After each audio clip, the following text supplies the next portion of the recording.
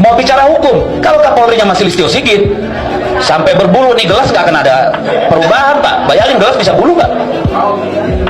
Jadi ini, kalau Pak Prabowo sudah mengganti Kapolri, mungkin kita bicara hukum. Karena saya percaya banyak perwira-perwira yang tidak mau institusi Polri rusak oleh Kapolrinya. Tapi kalau masih dia yang jadi Kapolri, nggak ada harapan. Ada lebih dari 3 narasumber kita ya di sekitar Koalisi Indonesia Maju itu yang cerita bahwa Jokowi itu mengusulkan agar Prabowo tidak mengganti secara cepat gitu ya Kapolri Listio Sigit Prabowo. Di Indonesia ini, ya, saya kasih tahu ya, there is no one that cannot be replaced. Tidak ada orang yang tidak bisa diganti. Termasuk Presiden Republik Indonesia. Kalau saya nggak benar, kalau saya brengsek, saya bisa diganti.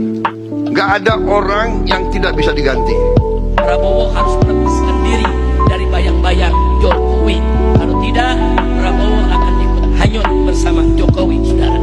Saya sampaikan kepada Bapak Presiden Prabowo, Anda presiden mengatur negara, bukan mengatur perusahaan. Anda presiden mengatur negara dengan 275 juta rakyatnya. Ini bukan pekerjaan kecil. Jangan main-main. Jangan ini diurus hanya dengan retorika. Jangan ini diurus hanya dengan ceramah. Jangan hanya ini diurus dengan semangat yang menggebu-gebu. Tapi urus ini dengan kebijakan-kebijakan yang bagus. Dengan reshuffle kabinet. Isi orang-orang yang baik. Insya Allah presiden kita kalau melakukan itu, beliau akan menjadi presiden yang baik, saudara. Amin. Akhirnya terbongkar, Jokowi mulai takut. Jokowi minta Prabowo tak ganti Kapolri. Wah, kenapa Pak? Terserah Bapak Presiden dong mau ganti Kapolrinya siapa. Kenapa Bapak takut? Ada apa dengan Bapak Jokowi? Gimana guys, menurut kalian guys? Bapak Listio Sigit yang sekarang menjabat sebagai Kapolri itu mau diganti sama Prabowo. Nah, Jokowi ketakutan. Menurut kalian kenapa ya Jokowi bisa ketakutan? Coba yang tahu tulis di kolom komentar ya. Salsa Arwina, sang influencer yang tengah hebohkan jagat maya saat ini, turut memberikan pandangan dan pendapatnya mengenai isu rencana Pak Prabowo Subianto, Presiden Republik Indonesia, yang akan menggantikan Listio Sigit sebagai Kepala Kepolisian Republik Indonesia atau Kapolri. Dalam keterangannya, wanita yang bernama lengkap Salsa Arwina Hutagalung tersebut secara belak-belakan menyampaikan bahwa dirinya sebagai warga negara Republik Indonesia memberikan dukungan penuh terhadap keputusan Pak Prabowo Subianto yang berencana akan mencari Kapolri baru untuk menggantikan Listio Sigit. Menurut Salsa Arwina, Indonesia memerlukan sosok dan wajah baru di instansi kepolisian, khususnya di bagian-bagian penting, seperti salah satunya Kapolri. Demi Tuhan Yang Maha Esa, saya menyatakan dan berjanji dengan sungguh-sungguh. saya menyatakan berjanji dengan matahari kembarnya Prabowo. Perasaan gue nggak enak ini. Bagian ini penulisnya adalah Cicak ya. Jadi silakan Cicak menjelaskan. Selamat sore Pak Jokowi. Ya. Ya, jadi Pram, berdasarkan diskusi kita ya dengan banyak narasumber juga pengamat gitu. Di 100 hari pemerintahan Prabowo ini ternyata Jokowi itu belum bisa melepaskan pengaruhnya. Dari ya ada yang bilang ini post power syndrome gitu. Kemudian ada yang bilang juga sebetulnya Prabowo tidak bisa lepas gitu dari, tidak bisa semata-mata lepas dari Jokowi gitu. Ya, masih cawe-cawe lah ya. Betul. Jokowi ini di pemerintahan Prabowo ya. Betul. Coba tebak apa yang paling kelihatan dari cawe-cawenya Jokowi? Banyak kayaknya ya. Banyak ya. Banyak bahkan disebutkan sepertinya gitu. Iya. Tapi yang paling tampak adalah dia atau Jokowi Presiden ke-7 itu masih bertemu dengan menteri aktif saat ini. Beberapa menteri aktif. Ya, yang dulu pernah menjadi bawahannya.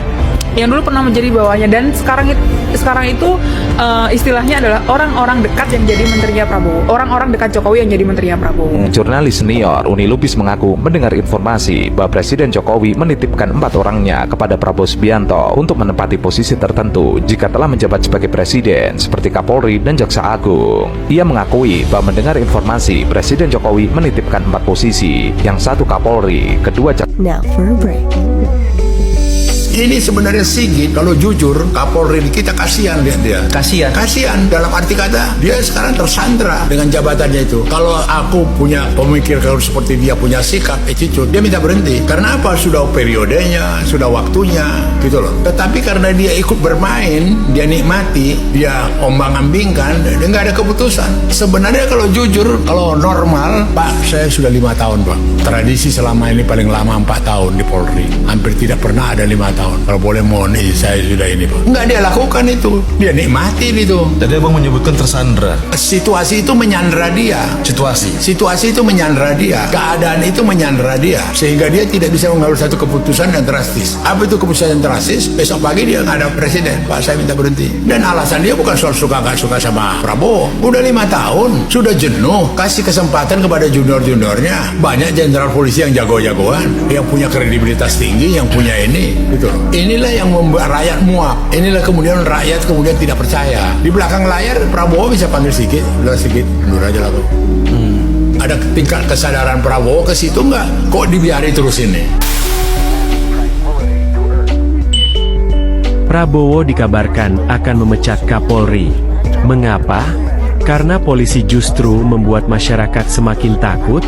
Apakah benar Prabowo Subianto, presiden baru kita, akan mencopot Kapolri Listio Sigit Prabowo? Berapa banyak polisi yang seharusnya melindungi kita malah menyebabkan ketakutan di tengah masyarakat? Apakah ini awal dari reformasi kepolisian atau justru tanda kegagalan sistem? Kini, masyarakat Indonesia terbelah antara harapan akan perubahan dan kekhawatiran akan penguasaan lebih lanjut. Mari kita telusuri lebih dalam apa yang sebenarnya terjadi di balik layar pemerintahan Prabowo. Apakah Prabowo benar-benar akan memecat Kapolri Listio Sigit Prabowo? Rumor ini mencuat setelah banyak laporan tentang polisi yang justru menyebabkan masyarakat merasa terintimidasi. Bagaimana bisa polisi yang seharusnya menjadi pelindung malah menjadi ancaman? Di berbagai daerah, cerita tentang polisi yang tidak profesional, bahkan kasar, terus bermunculan. Apa yang membuat situasi ini semakin memburuk? Polisi yang seharusnya membantu malah sering terlihat lebih memperparah situasi, dari penanganan kasus hingga interaksi sehari-hari dengan masyarakat. Listio Sigit Prabowo, yang diangkat pada 27 Januari 2021, telah berusaha untuk reformasi kepolisian. Tapi apakah upaya ini cukup? Misalnya, pada Oktober 2024, Kapolri menyampaikan kepada jajaran Polri untuk lebih mendengarkan masyarakat dan menjaga profesionalisme dalam bertugas. Namun, tampaknya masih banyak yang belum merasakan perubahan ini. Di sisi lain, Prabowo Subianto telah menyatakan dalam berbagai kesempatan bahwa polisi harus berpihak kepada rakyat. Apakah ini pertanda bahwa Prabowo akan melakukan langkah tegas untuk membersihkan Polri dari praktek-praktek yang merugikan masyarakat? Namun, pemecatan seorang Kapolri bukanlah hal yang bisa dilakukan begitu saja. Apa implikasi politik dan hukum dari tindakan ini? Bisa jadi ini adalah langkah besar untuk memperbaiki citra Polri, atau bisa juga dianggap sebagai keputusan yang terburu-buru yang mungkin menimbulkan lebih banyak masalah. Bagaimana pendapat Anda?